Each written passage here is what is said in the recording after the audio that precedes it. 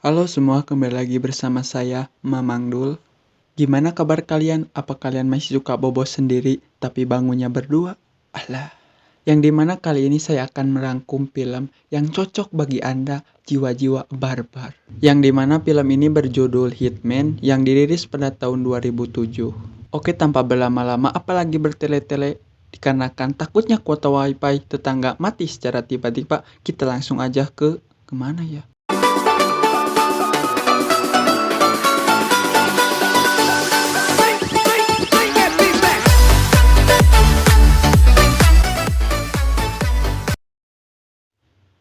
Diawali dengan sebuah penelitian yang dimana ada seorang ilmuwan yang menciptakan sebuah mesin pembunuh. Yang dimana mereka ini disebut agen. Mereka dilatih sejak kecil untuk menjadi seorang pembunuh bayaran yang kalem tapi mematikan. Yang dimana mereka semua tidak memiliki nama, tetapi mereka memiliki barcode di bagian belakang kepalanya sebagai tanda pengenal. Scene pun beralih ke seorang inspektur yang dimana ia bernama Mick. Sesampainya di rumah, ia pun kaget dikarenakan di situ ada seorang agen yang dimana agen ini ia cari selama ini. Yang dimana agen ini memiliki barcode dengan tulisan 47 atau 47. Lalu agen 47 pun menyuruh Mick untuk duduk. Yang dimana ia menceritakan beberapa bulan terakhir ia kemana saja. Lalu ia pun berkata bahwa yang kau cari adalah pembunuh bayaran terbaik dari yang terbaik. Scene pun beralih 3 bulan sebelumnya, yang dimana pada saat itu agen 47 pun sedang melakukan tugasnya. Yang dimana ia harus membunuh seorang bos mafia. Dengan mudah ia pun dapat membunuhnya dengan cara memasukkan bom tepat di tenggorokan anak buahnya. Alhasil mereka semua pun mati. Beberapa hari setelah kejadian itu, Inspektur Mick pun bertemu dengan Jenderal Nigeria, yang dimana mereka membahas agen 47. Yang dimana Inspektur Mick ini sangat kesusahan untuk menangkap agen 47, dikarenakan ia seperti hantu. Bahkan ia mencari dia selama 3 tahun, tapi usahanya belum menemukan hasil. Cerita pun beralih ke agen 47, yang dimana ia sedang ada di hotel. Pada saat itu ia pun mendapat tugas dari kliennya, yang dimana ia harus membunuh petinggi Rusia yang bernama Mikhail Belikov. Lalu ia pun harus menjalankan tugas ini secara terang-terangan, yaitu di depan umum. Singkat cerita, keesokan harinya Mikhail Belikov pun sampai di kantor pemerintahan. Di saat ia sedang asik-asiknya ditanya oleh wartawan, ia pun ditembak oleh seseorang, yang dimana tembakannya itu tepat di kepalanya. Yang tidak lain tidak bukan, yang telah menembak dia adalah agen 47. Setelah ia selesai menjalankan tugasnya, ia pun cepat-cepat pergi. Sesampainya ia di stasiun, ia pun mendapatkan pesan dari Diana bahwa di saat ia menembak Mikhail Belikov, di situ ada seorang saksi yang melihat kejadian itu, yang dimana saksi ini bernama Nika Boronia. Lalu agen 47 pun pergi untuk mencari Nika. Sesampainya di tepian jalan, ia pun melihat Nika, yang dimana di saat ia ingin menembaknya, ia pun sadar bahwa Nika belum pernah ia lihat selama ini. Seketika di saat 47 bengong, ia pun ditembak oleh agen lain, yang dimana tembakan agen itu meleset dan mengenai orang lain. Scene pun beralih kepada Inspektur Mick, yang dimana ia baru sampai di Rusia bersama rekannya yang bernama James. Ia pun bergegas untuk pergi ke hotel tempat 47 menginap, yang dimana ia mendapatkan informasi dari anak-anak buahnya.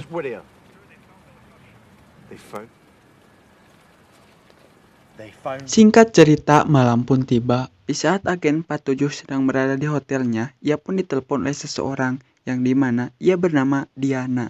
Yang dimana Diana ini memberikan informasi bahwa ia telah dijebak.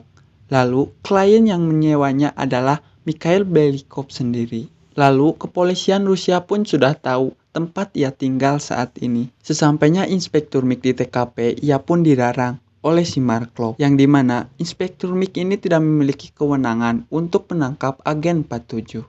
Di sisi lain, semua polisi Rusia sudah mengepung hotel itu dan bersiap untuk menangkap agen 47.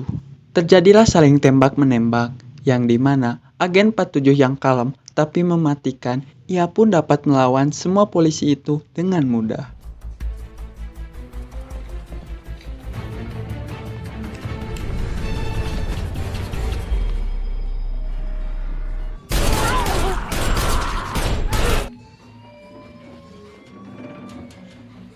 Inspektur Mick yang melihat agen 47, ia pun mengejarnya. Lagi dan lagi, 47 pun bisa lolos dari Inspektur Mick. Agen 47 yang sudah lolos dari Inspektur Mick dan kepolisian Rusia, ia pun bergegas untuk bertemu dengan Nika, agar ia mendapatkan informasi tentang Mikhail Belikov. Singkat cerita, 47 pun membawa Nika ke suatu tempat. Yang dimana pada saat itu Nika pun disuruh agar memberikan informasi kepadanya tentang Mikhail Belikov. Dikarenakan Nika selalu diancam akan dibunuh, ia pun memberikan informasi bahwa Mikhail Belikov memiliki kembaran yang bernama Udre Belikov. Udre Belikov ini adalah seorang mafia, dari mulai mafia gadis, narkoboy, dan senjata. Lalu agen 47 pun pergi untuk membongkar semua ini dan membawa Nika. Keesokan harinya, agen 47 dan Nika pun bergegas untuk pergi dari Rusia, yang dimana mereka melewati jalur kereta api. Kepergiannya pun tak mulus dikarenakan banyak orang yang memburunya, yang dimana ia harus diburu oleh beberapa agen.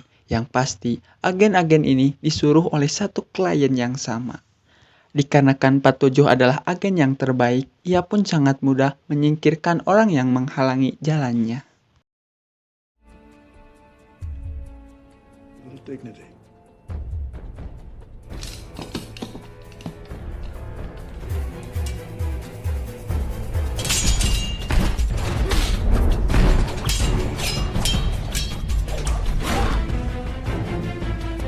Singkat cerita, agen 47 dan Nika pun sampai di Moskow. Pada saat itu, Nika pun disuruh untuk bertemu dengan Smith, yang dimana Smith ini adalah penguasa di Moskow. Yang dimana agen 47 mengajak kerjasama Smith untuk membunuh Belikov. Lalu Smith pun memberikan informasi bahwa Udre Belikov akan melakukan transaksi senjata dengan seseorang yang berasal dari Jerman yang bernama Press. Yang dimana mereka akan melakukan pertemuan di Istanbul 2 hari lagi.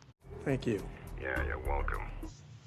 Singkat cerita, agen 47 dan Nika pun sedang berada di sebuah restoran, yang dimana di situ ada juga orang yang sedang ia incar, yaitu Press. Saat Press pergi ke toilet, ia pun mengikutinya, yang dimana ia pun sangat mudah melumpuhkan pengawal-pengawal Press.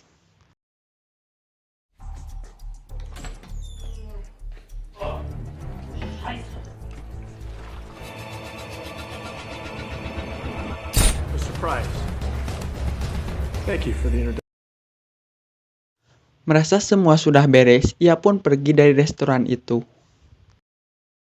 Sesampainya di hotel, Nika dalam keadaan mabuk, ia pun menggoda agen 47, yang dimana ia berkata, "Telanjangi aku, kau hebat dalam senjata, tapi tidak untuk wanita."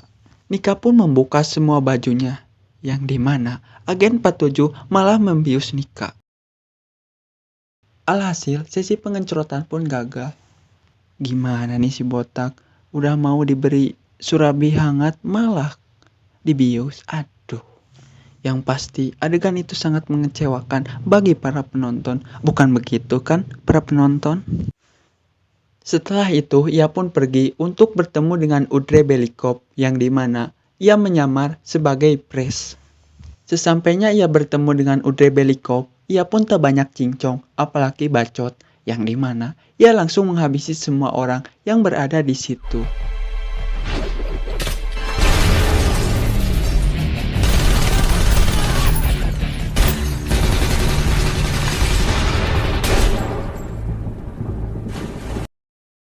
Setelah ia selesai membunuh Udre Belikov, ia pun kembali lagi ke hotelnya.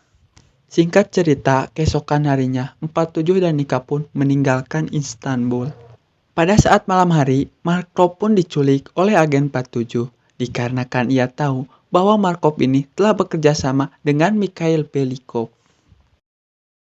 Pada saat itu, agen 47 pun memberikan dua pilihan kepada si Markov, yang dimana ia harus menyuruh agen lain untuk menembaki Mikhail Belikov.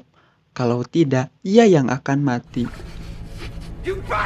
Keesokan harinya, Mikhail Belikov pun tiba di suatu gereja yang pasti dengan super pengamanan yang sangat ketat. Pada saat itu, Belikov pun berpidato mengenai adiknya yang meninggal. Di sisi lain, Markov pun menyuruh agennya untuk menembaki Belikov. Di saat agen itu menembaki Belikov, usahanya gagal, dikarenakan Belikov terlindungi oleh kaca anti peluru. Dari kejadian itu, sontak semua orang yang ada di gereja itu pun panik. Yang dimana Mikhail Belikov pun dibawa ke suatu tempat aman agar tidak terjadi sesuatu kepadanya. Di saat di tengah-tengah perjalanan, agen 47 pun langsung menembaki orang-orang yang menjaga Belikov. Lalu, ia pun membawa Belikov ke suatu tempat.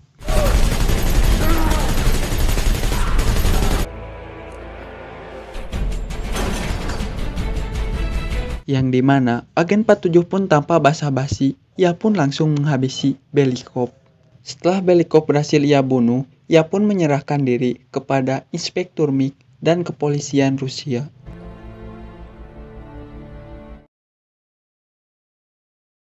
Di saat di tengah-tengah perjalanan, Inspektur MiG dan yang lainnya harus dihadang oleh Smith, yang dimana Smith yang harus membawa agen 47, bukan Inspektur MiG.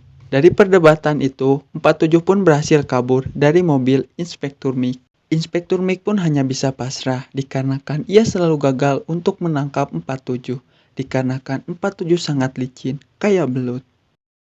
Scene pun beralih ke perbincangan Inspektur MiG dan agen 47, yang dimana Inspektur MiG harus memberikan laporan kepada atasannya bahwa agen 47 sudah mati, dengan bukti mayat dari agen yang lain. Lalu, agen 47 pun pergi meninggalkan Inspektur MiG. Di akhir cerita, Nika pun mendapatkan sebuah surat yang entah dari siapa dikarenakan tidak ada namanya. Di sisi lain, 47 yang memperhatikan Nika, ia pun tersenyum dan cerita pun tamat. Menurut saya film ini sangat oke, sangat keren lah. Pokoknya menghibur banget untuk ditonton, apalagi kalau lagi gabut gitu. Aduh, pas banget. Oke, mungkin segitu dulu. Saya Mamang Nul beserta rekan-rekan yang tidak bekerja mengucapkan terima kasih dan sampai jumpa di video selanjutnya.